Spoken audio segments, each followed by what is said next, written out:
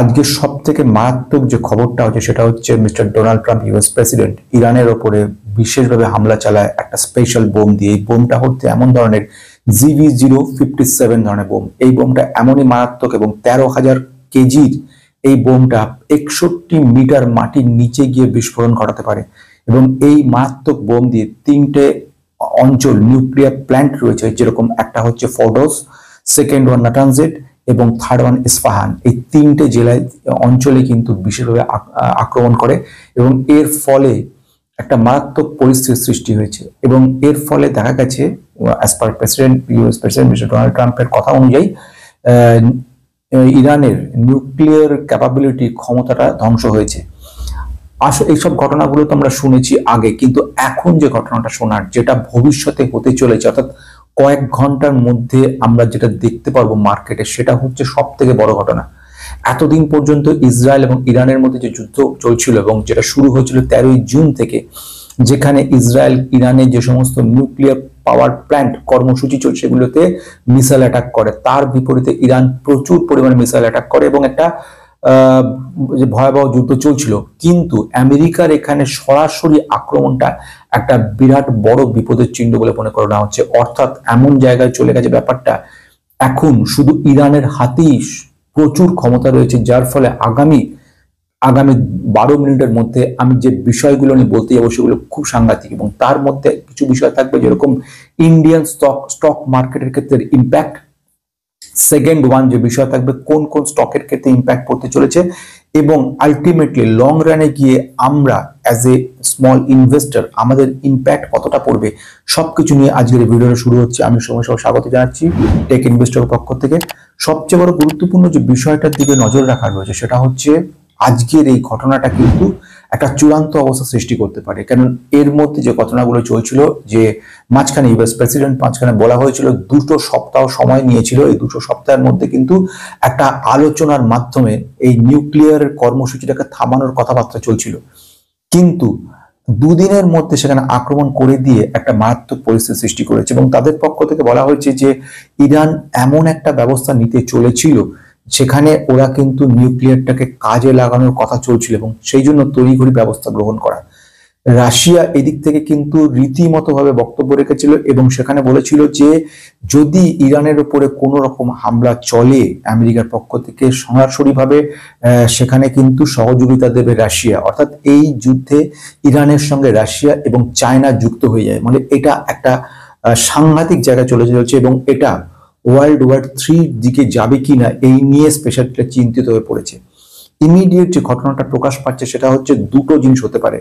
US president mister Donald Trump যে কথাটা বলেছে, তিনি বলেছেন যে ইরান নিউক্লিয়ারটা ইম্প্যাক্ট, নিউক্লিয়ার বোমগুলো তৈরি করার ব্যাপারে একেবারে শেষ পর্যায়ে চলে এসেছিল এবং সেগুলোকে প্রয়োগ করার জায়গায় চলে গেছিল বলে বাধ্য হয়েছে ওরা এই জায়গায় একটা ব্যবস্থা গ্রহণ করতে। এখন যেহেতু নিউক্লিয়ার প্রজেক্ট ব্যাপারটা পিছিয়ে যাবে বা ধ্বংস হবে, সুতরাং এখন শান্তির প্রয়াস নেওয়া যেতে পারে। কিন্তু এটা কিন্তু আসল ঘটনা নয়। এরকম কোনো দেশই নয় যে এত বড় একটা আঘাত পাওয়ার পরবর্তী সময় তারা চিন্তা ভাবনা করবে যে আগামীকাল থেকে আমরা এখন শান্তি চুক্তির মধ্যে যাব, আমরা পজিটিভিটি দেবো। ব্যাপারটা তা নয়। যেটা ঘটতে চলেছে এর থেকে অনেক মারাত্মক। প্রথম যে ইরান যে স্ট্রাইক গুলো করতে চলেছে সেটা হচ্ছে ক্রুড অয়েলের উপর ইম্প্যাক্ট পড়বে, যে স্টেট অফ হরমুজ।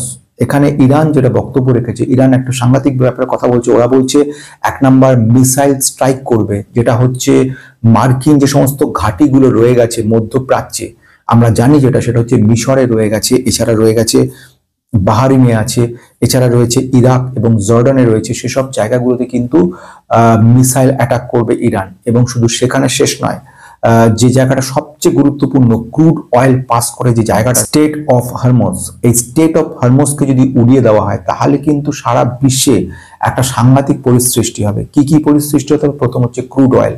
এবং ক্রুড অয়েল একটা ভীষণ গুরুত্বপূর্ণ বিষয়, যেটা 25% ক্রুড অয়েল কিন্তু এই রাস্তার মধ্যে দিয়ে পাস করে। সেটা যদি বন্ধ করে দেওয়া হয়, সেটা যদি ধ্বংস করা হয়, আলটিমেটলি ইম্প্যাক্ট কিন্তু বিরাটভাবে পড়বে। এবং যে সমস্ত ঘাঁটিগুলো মার্কিন ঘাঁটি রয়েছে মধ্যপ্রাচ্যে, সেগুলোকেও কিন্তু ধ্বংস করার দিকে এগোচ্ছে, যদি এই ঘটনার দিকে যায় তো আগামীকাল থেকে মার্কেটে বিরাটভাবে ইম্প্যাক্ট পড়বে। এবার আসছি গ্লোবাল মার্কেটের ক্ষেত্রে। গ্লোবাল মার্কেটে ইম্প্যাক্ট কিন্তু অলরেডি পড়া শুরু হয়ে গেছে বন্ধুরা। যদি আমরা নজর রাখি আমরা দেখতে পারবো যে ইম্প্যাক্ট পড়ছে কিন্তু ইউএসএ মার্কেটের মধ্যে ইম্প্যাক্ট পড়েছে, গ্লোবাল মার্কেটে ইম্প্যাক্ট পড়া শুরু হয়ে গেছে এবং এটা অতি সামান্য। পুরোপুরি সারা বিশ্ব তাকিয়ে আছে ইরানের দিকে। ইরান এখন কোন দিকে স্টেপ নেয়, সব থেকে বড় কথা এটা। যদি এই মুহূর্তে রাশিয়া এবং এই চিন্তা করে বা চায়না এই মুহূর্ত থেকে টোটালি ডাইরেক্ট সাপোর্ট দেয় ইরানকে, তাহলে কিন্তু যেটা মারাত্মক জায়গা তৈরি হবে। এবং যদি এরকম ঘটনা সৃষ্টি হয় যে ইসরায়েলকে আক্রমণ করে চায়নার তরফ থেকে, কিংবা চায়না ডাইরেক্টলি অস্ত্র দেওয়া শুরু করে, কিংবা ডাইরেক্টলি আমেরিকার সঙ্গে যুদ্ধে জড়িয়ে পড়ে, তাহলে এটা কিন্তু অবশ্যম্ভাবী একটা ভয়ানক জায়গা সৃষ্টি হবে এবং সেক্ষেত্রে টোটাল মার্কেট কিন্তু একটা ডিস্ট্রাকটিভ মোডে চলে যাবে। এবার আসা যাক সেকেন্ড পয়েন্টের দিকে, আরেকটা গুরুত্বপূর্ণ পয়েন্ট যেটা কিন্তু মানতে হবে, সেটা ইন্ডিয়ান মার্কেটের ক্ষেত্রে কোথায় কি ইম্প্যাক্ট পড়তে চলেছে। ইন্ডিয়ান মার্কেট কয়েক ঘন্টার মধ্যে আমরা যে ইম্প্যাক্টটা পেতে চলেছি তার মধ্যে সব থেকে বেশি ক্রুড অয়েল ইম্প্যাক্ট ফেলবে, সেটা হচ্ছে আমাদের ইন্ডিয়ান কারেন্সি, আমাদের ইন্ডিয়ান ইকোনমি। যদি ছোট একটা স্ট্যাটিস্টিক দেওয়ার চেষ্টা করি তাহলে বুঝতে পারবেন কতখানি জায়গা জুড়ে ক্রুড অয়েল রয়েছে ইন্ডিয়ান মার্কেটের ক্ষেত্রে। সবচেয়ে বড় গুরুত্বপূর্ণ পয়েন্ট যদি বলা যায় তাহলে ইন্ডিয়া কিন্তু থার্ড লার্জেস্ট কনজিউমার এই ক্রুড অয়েলের ক্ষেত্রে, এবং প্রতিদিন যদি ডেটাটা দেখা যায় 5.35 মিলিয়ন ব্যারেল পার ডে কিন্তু কনজিউম করছে। তো এটা একটা বিরাট বড় ব্যাপার। সেকেন্ড যে পয়েন্টটা বলবো, সেকেন্ড পয়েন্ট হচ্ছে অলমোস্ট 85% ইন্ডিয়ার যে ক্রুড অয়েল কনজাম্পশন সেটা কিন্তু ইম্পোর্ট করা হয় বাইরে থেকে, অর্থাৎ টোটালি ডিপেন্ড করেছে ইম্পোর্টের উপর ইন্ডিয়ান ইকোনমি, না হলে কিন্তু থেমে যাবে ইন্ডিয়ান ইকোনমি। দ্বিতীয় পয়েন্ট সেটা হচ্ছে ইন্ডিয়া 2021-22 সালের ডেটা অনুযায়ী $100 বিলিয়ন কিন্তু ইম্পোর্ট করেছে। তার মানে বোঝা যাচ্ছে কত বড় জায়গা জুড়ে ক্রুড অয়েল রয়েছে। ফলে এটা কিন্তু একটা ইম্প্যাক্ট পড়বে। কি কি ইম্প্যাক্ট পড়বে?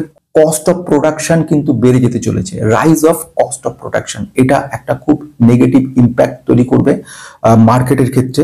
যেরকম এয়ারলাইন্স বলবো, পেইন্ট বলবো, কিংবা টায়ার বলবো, কিংবা ফুটওয়্যার বলছি, লুব্রিক্যান্ট বলছি, লজিস্টিক্স বলছি, কনস্ট্রাকশন মেটেরিয়াল বলছি, সব ক্ষেত্রে কিন্তু এইটা কস্ট অফ প্রোডাকশনটা বাড়ছে। Number 2, rise of transportation cost, অর্থাৎ যাতায়াত খরচ কিন্তু বেড়ে যেতে চলেছে। লজিস্টিক ক্ষেত্রে প্রচুর পরিমাণে খরচ বাড়ছে এবং এয়ারলাইন্সের ক্ষেত্রেও কিন্তু প্রচুর খরচ বাড়বে। Price of goods and service, এগুলো কিন্তু আলটিমেটলি ইন্ডিয়ান ইকোনমিতে রিপল এফেক্ট দেবে, অর্থাৎ বহু গুণ এটা কিন্তু বেড়ে যাবে ইন্ডিয়ান ইকোনমি ক্ষেত্রে, এবং যেটা আমরা রয়েছি যে জায়গায় তাতে অনেকটা কিন্তু নিচে নেমে যাওয়ার সম্ভাবনা রয়েছে। সাধারণ মানুষদের যে পণ্য ক্রয় করার ক্ষমতা, অর্থাৎ পণ্য জিনিসপত্রের দাম বহুগুণ বেড়ে যাবে, সাধারণ মানুষদের ক্রয় ক্ষমতার বাইরে চলে যাওয়ার সম্ভাবনা, অর্থাৎ ইনফ্লেশন কিন্তু বাড়ার সম্ভাবনা সমূহ রয়েছে।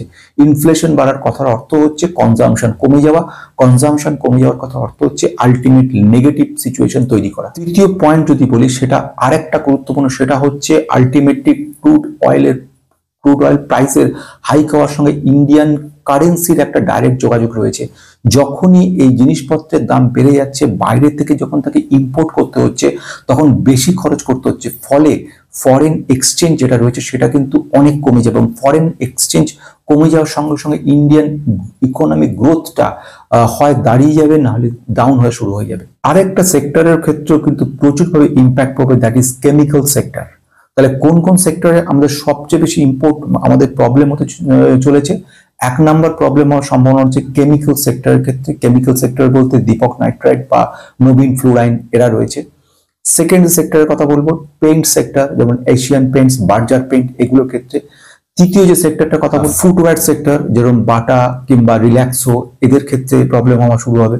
টায়ার সেক্টর, যেরকম এমআরএফ টায়ার, জেকে টায়ার, এই ধরনের কোম্পানিগুলোতে ইম্প্যাক্ট, আলটিমেটলি একটা বিরাট বড় ইম্প্যাক্ট পড়তে চলেছে কিন্তু আগামী দিন এবং আগামী দিনগুলো। আজকে টোটাল এই সময়টুকু সারা রাত চিন্তা ভাবনা থাকবে এই সময়ের মধ্যে ইরান কি ধরনের ডিসিশন নেয়, এবং অলরেডি ওখানে কিন্তু জরুরি ভিত্তিক মিটিং চলছে এবং বিদেশি অনেক দেশ কিন্তু একসাথে হওয়ার চেষ্টা করছে, এবং যেখানে চায়নার একটা ব্যাপক প্রভাব রয়েছে। আলটিমেটলি আজকে রাতের মধ্যে ফাইনাল ডিসিশন নেবে কি হয়।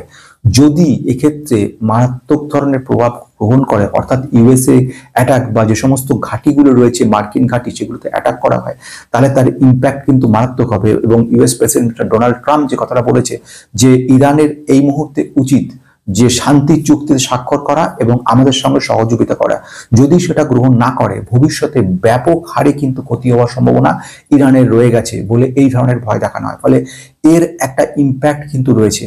ইরান যদি এখন সবকিছুকে হজম করে নিয়ে এই মুহূর্তে থেমে যায় বা একটা শান্তি চুক্তির জায়গায় যায়, যেটা সম্ভাবনাটা কম, তাহলে ইন্ডিয়ান তথা গ্লোবাল মার্কেট কিন্তু একটা বড় স্বস্তির নিঃশ্বাস ফেলবে এবং আমাদের পোর্টফোলিওগুলো আবার বেশ কিছু পজিটিভিটির মধ্যে আসবে। যদি সেটা না হয়, যদি এখানে আক্রমণাত্মক মনোভাব গ্রহণ করে, তাহলে আগামী দিন থেকে আমাদের পোর্টফোলিওগুলো আবার ফিরে যাবে এবং সেখানে 22,000 20,000 গণ্ডিতেও চলে যাওয়াটা অস্বাভাবিক হবে না।